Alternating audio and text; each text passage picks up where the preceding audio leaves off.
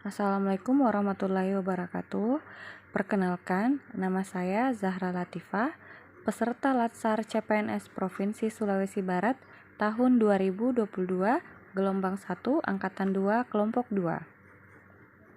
Pada kesempatan ini, saya ingin menyampaikan learning journal dengan materi berorientasi pelayanan sebagai bagian dari nilai dasar atau core value ASN berakhlak. Nilai dasar ASN tersebut diluncurkan oleh Bapak Presiden Joko Widodo pada tanggal 27 Juli 2021 bertepatan dengan hari ulang tahun PAN RB ke-62 tahun. Hingga saat ini, potret birokrasi kita masih belum baik. Birokrasi lebih banyak berkonotasi dengan citra negatif seperti rendahnya kualitas pelayanan publik, berperilaku korup, kolutif, dan nepotis, serta masih rendahnya profesionalisme dan etos kerja. Selain itu, mahalnya biaya yang harus dikeluarkan masyarakat dalam pengurusan pelayanan publik dan juga proses pelayanan yang berbelit-belit, hingga munculnya jargon, kalau bisa dipersulit, kenapa dipermudah? Nah, selama ini permasalahan penyelenggaraan pelayanan publik di Indonesia sangat berkaitan erat dengan proses pelayanan publik yang diberikan oleh penyelenggara, baik dari sisi prosedur, persyaratan, waktu, biaya, dan fasilitas pelayanan yang dirasakan masih belum memadai dan jauh dari harapan masyarakat. Apa sebenarnya pengertian dari pelayanan publik? Pelayanan publik menurut Lembaga Administrasi Negara atau LAN berarti segala bentuk kegiatan pelayanan umum yang dilaksanakan oleh instansi pemerintah di pusat dan di daerah dan lingkungan BUMN atau BUMD dalam bentuk barang dan atau jasa baik dalam pemenuhan kebutuhan masyarakat. ASN yang berorientasi pelayanan diharapkan mampu untuk memahami dan memenuhi kebutuhan masyarakat dalam memberikan pelayanan publik ramah, cekatan, solutif, dan dapat diandalkan, serta terus-menerus melakukan perbaikan tiada henti.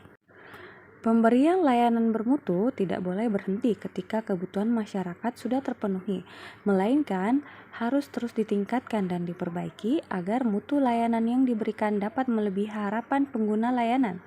Layanan hari ini harus lebih baik dari hari kemarin, dan layanan hari esok akan menjadi lebih baik dari hari ini.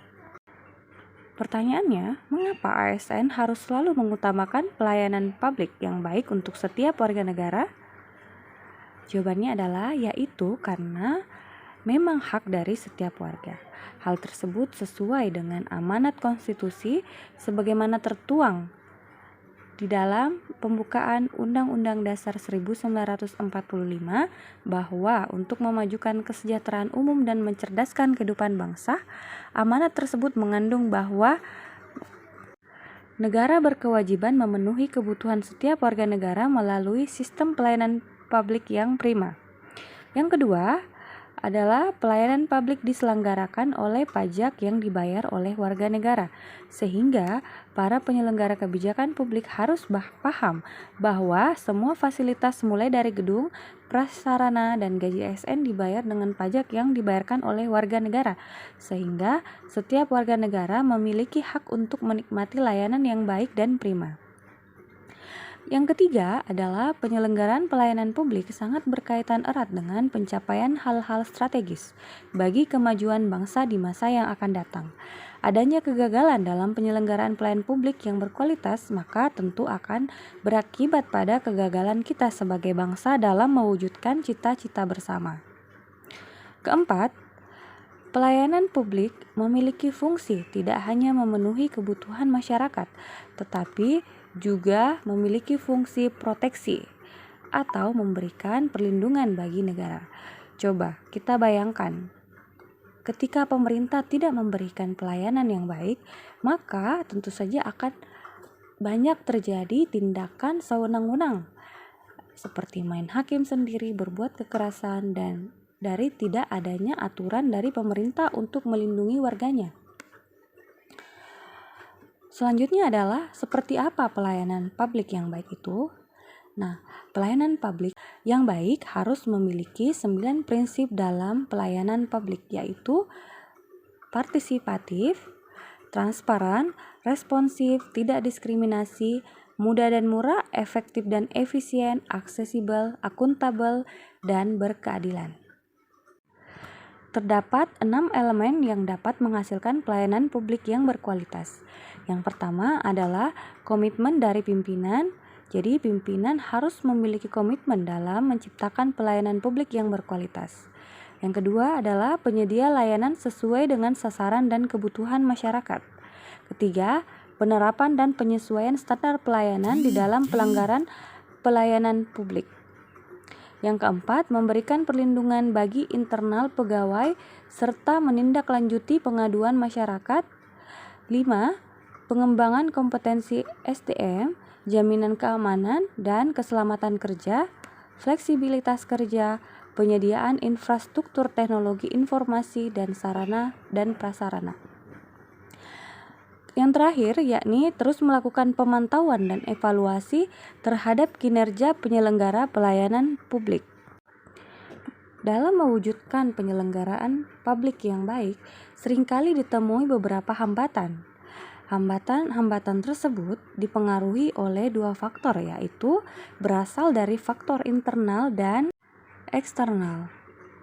Faktor eksternal yaitu berupa kondisi geografis yang sulit, infrastruktur yang belum memadai, termasuk dari sisi masyarakat itu sendiri, baik yang tinggal di pedalaman dengan adat kebiasaan atau sikap masyarakat yang kolot, ataupun yang tinggal di perkotaan dengan kebutuhan yang dinamis dan senantiasa berubah. Hambatan yang berasal dari internal yaitu seperti penyelenggaraan pelayanan publik dengan anggaran yang terbatas, kurangnya jumlah SDM yang berkompeten, termasuk belum terbangunnya sistem pelayanan yang baik. Namun, pemerintah berkomitmen untuk terus meningkatkan kualitas penyelenggaraan pelayanan untuk memenuhi kebutuhan dan harapan masyarakat serta mengatasi berbagai hambatan yang ada. Terdapat 3 unsur penting dalam pelayanan publik, khususnya dalam konteks ASN.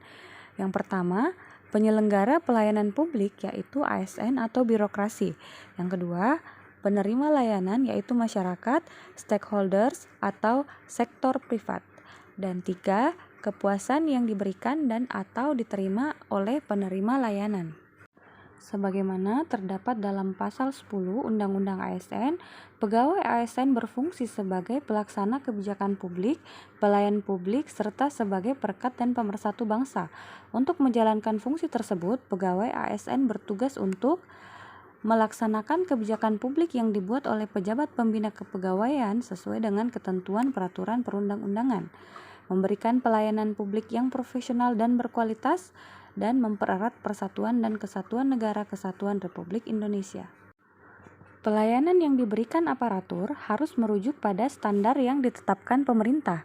Standar mutu layanan pada institusi pemerintah dapat dibedakan dalam 2 paradigma, yaitu yang pertama, standar berbasis peraturan perundang-undangan atau producer view. 2. Standar berbasis kebutuhan dan kepuasan masyarakat sebagai pelanggan, consumer view or public view. Dan alasan lain yang mendasari pentingnya nilai berorientasi pelayanan bagi seorang ASN adalah untuk menghasilkan suatu paradigma berpikir bahwa ASN harus seoptimal mungkin memberikan pelayanan prima kepada masyarakat. Demikian podcast monolog saya kali ini dengan materi berorientasi pelayanan. Semoga bermanfaat. Terima kasih sudah mendengarkan. Salam ASN berakhlak.